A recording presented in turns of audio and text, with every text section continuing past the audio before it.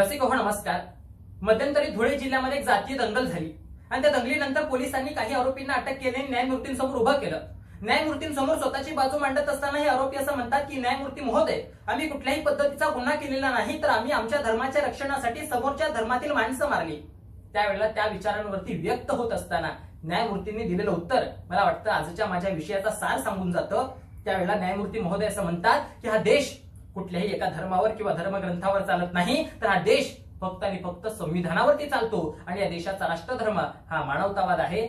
मित्रांनो, अगदी तेच मानवतावादी त्या न्यायमूर्तींचे विचार कवी अनंतराव त्यांच्या कवितेच्या ओळीमध्ये मला दिसायला लागतात. कवी अनंतराव एका ठिकाणी फार सुंदर लिहितात. ते म्हणतात, धर्म आणि ते ग्रंथ आता बस करारे चाळणे, माणसांच्या आसवांना वाचणारा पाहिजे. अगदी याच आशयाचा विषय घेऊन बोलण्यासाठी तुम्हाला सर्वांसमोर उभा आहे.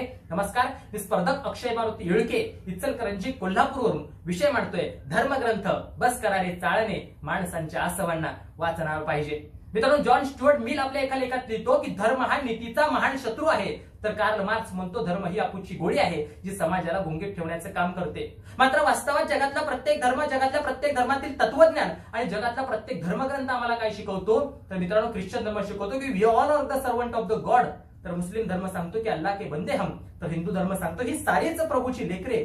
जैन धर्म सांगतो अहिंसा, सत्य, अस्तेय, परिग्रह आणि ब्रह्मचर्य, तर बौद्ध धर्म सांगतो माणसाने माणसाशी माणसासम वागणे म्हणजे खरी माणुसकी. जगातल्या प्रत्येक धर्माचा पाया आम्हाला माणुसकी दिसतो, तरी सुद्धा काही माणसं स्वतःला एका विशिष्ट धर्माच्या चौकटीत बांधून घेतात. मग उभा होतो त्यांचा धर्म, धर्माच्या पाठीमागे त्यांच्या धर्माच्या रंगाचा झेंडा आणि त्या एका रंगासाठी मरायला आणि मारायला तयार असतात हजारो आणि लाखो लोक. ज्या वेळेला एखादा धर्म शास्त्र सोडून शस्त्र हातात घेतो ना, त्यावेळेला जिहाद नावाची संकल्पना उदयास येते आणि हीच जिहाद नावाची संकल्पना मानवी समाज संपवायला कारणीभूत ठरते. हे वास्तव आपण लक्षात घेतलं पाहिजे. मित्रांनो, पिढ्या परंपरागत आपण जर पाहिलं तर पिढ्यानपिढ्या संबंध जगामध्ये अनेक लोकांवरती धर्म, जात, वंश, पंथ, प्रांत, वर्ण या सगळ्यांच्या नावाखाली कुठं ना कुठं शोषण होतं. अनेकांना अजूनही या शोषणाच्या साखळदंडांमध्ये जखडून ठेवलेलं पाहायला मिळतं आणि या साखळदंडातून बाजूला काढत अनेकांचे अश्रू पुसण्याचं काम जी माणसं करतात त्यांच्या वाट्याला नेमकं काय येतं? तर नरेंद्र दाभोळकर जात पंचायती विरोधात आवाज उचलतात म्हणून त्यांना संपवण्यात येतं. पानसरे खरा इतिहास समोर आणण्याचा प्रयत्न करतात, त्यांना संपवण्यात येतं. कलबुर्गी, गौरी लंकेश अनेकांचे अश्रू वाचण्याचं काम करतात, त्यांना संपवण्यात येतं. सॉक्रेटिसांना विषाचा प्याला देण्यात येतो, येशू ख्रिस्तांना टांगण्यात येतं, बसवेश्वरांचं साहित्य पेटवण्यात येतं आणि तुकोबांच्या गाथा पाण्यात बुडवण्यात येतात. म्हणजे जी माणसं धर्माची चिकित्सा करतात ना, त्या माणसांना संपवण्याचं काम गेल्या कित्येक काळापासून आजही या समाज व्यवस्थेमध्ये होताना तुम्हाला आणि मला पाहायला मिळतंय. मित्रांनो, मुळात आम्हाला धर्मच कळालाय का हा मोठा प्रश्न आहे. धर्म इरावती कर्वे फार सुंदर सांगतात की धर्म म्हणजे काय आहे. ते म्हणतात, धारा येती ती धर्म, म्हणजे जो तुम्ही आम्ही धारण करतोय तो आपला धर्म असला पाहिजे. मी विद्यार्थी आहे तर अध्ययन करणे माझा धर्म झाला. तुम्ही शिक्षक असाल तर योग्य अध्यापन करणं हा तुमचा धर्म झाला. तो आम्हाला ओळखता आला पाहिजे. आमची भूमिका एखाद्या कमळाप्रमाणे असली पाहिजे. कमळ ज्याप्रमाणे चिखलात राहतं, पाण्यात राहतं, मात्र स्वतःच्या अंगाला कधीच चिखल पाणी लागू देत नाही, अगदी त्याच पद्धतीने आम्ही नाना विविध धर्मांमध्ये राहतो, मात्र ते धर्म आपल्या अंगाला किती चिटकू द्यायचे हे तुमच्या आणि माझ्या हातात असतं. आपण खुशाल आपला धर्म जपला पाहिजे. भारतीय राज्यघटनेच्या कलम 25 पासून 28 पर्यंत आम्हाला धर्म स्वातंत्र्य आहे आणि ते आम्ही केलं पाहिजे, जपलं पाहिजे. मात्र आम्ही आमच्या धर्माचा स्वीकार आणि धर्माचा वापर फक्त घराच्या चौकटीचे आत केला पाहिजे. ज्या दिवशी आम्ही घराची चौकट ओलांडून बाहेर जाऊ ना, त्या दिवशी खरा तो एकच धर्म, जगाला प्रेम अर्पावे हा साने गुरुजींचा धर्म तुमच्या माझ्या वास्तव कृत्यांमध्ये उतरणं फार महत्वाचं आहे असं मला वाटतं. मित्रांनो, आपण म्हणतो की जगातील प्रत्येक धर्माचा पाया हा माणुसकी आहे, मात्र हाच माणुसकीचा पाया जोपर्यंत कळसापर्यंत जाऊन पोहोचत नाही ना, तोपर्यंत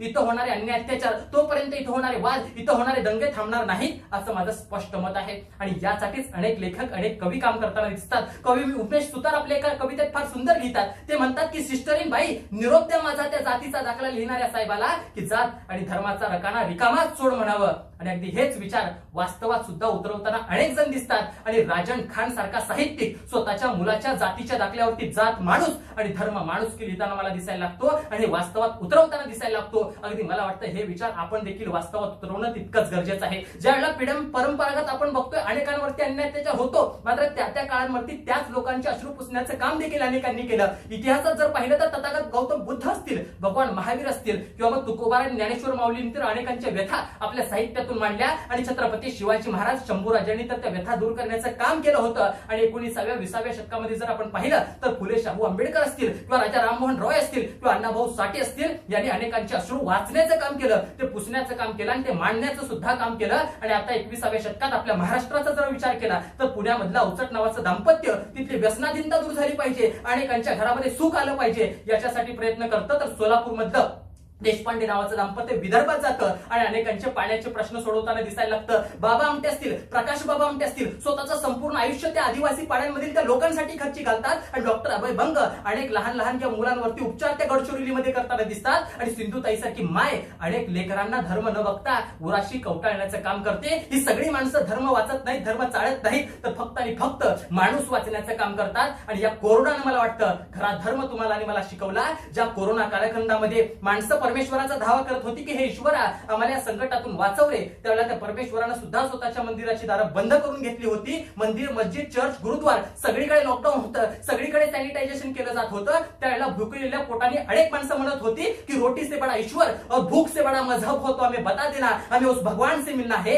त्या काळामध्ये नेहमीप्रमाणेच सदरक्षणाय खलनिग्रहणाय या स्वतःच्या ब्रीद वाक्याला साजेसं काम करत सदांचं रक्षण करण्यासाठी, दुर्जनांचा सहार करण्यासाठी रस्त्यावरती उभा राहिलेला दिसला तो म्हणजे तुमचा आणि माझा पोलीस बांधव. तर दुसऱ्या बाजूला आज हा विषाणू सारा जग संपू पाहतोय, मानव जात संपू पाहतोय, मात्र त्याचा तो मानस आम्ही कधीही पूर्ण होऊ देणार नाही. त्यासाठी आमचे प्राणही गेले तरी 72 असे म्हणणारे डॉक्टर्स. तर एका बाजूला आज हा विषाणू अनेकांचे जीव घेतोय, मात्र तरी सुद्धा स्वतःचा जीव धोक्यात घालून साफसफाई करणारे साफसफाई कर्मचारी असतील, या सगळ्या माणसांनी आम्हाला मानवता धर्म शिकवला. आणि इतकंच नाही तर ज्या काळामध्ये माणसांना रक्ताचा तुटवडा निर्माण होत होता, त्यावेळेला कुठलाच धर्म बघून रक्त घेतलं जात नव्हतं, तर त्यावेळेला इतर धर्मातील माणसं सुद्धा माणूस म्हणून रक्तदान करत होती. त्यांच्यामध्ये मला खरा धर्म दिसला. तो धर्म जर आम्ही ओळखला आणि तो धर्म जर जाणून घेतला आणि वास्तव कृत्यांमध्ये उतरवण्याचा प्रयत्न केला ना आम्ही, तर आम्हाला कुठलाच धर्मग्रंथ चालण्याची गरज नाही असं माझं स्पष्ट मत आहे. तो तुम्ही उतरवाल हाच इतका आशावाद व्यक्त करतो. आणि शेवटी इतकंच, हीच आमची प्रार्थना आणि हेच आमचे मागणे की माणसाने माणसाशी माणसासम वागणे. मनपूर्वक धन्यवाद.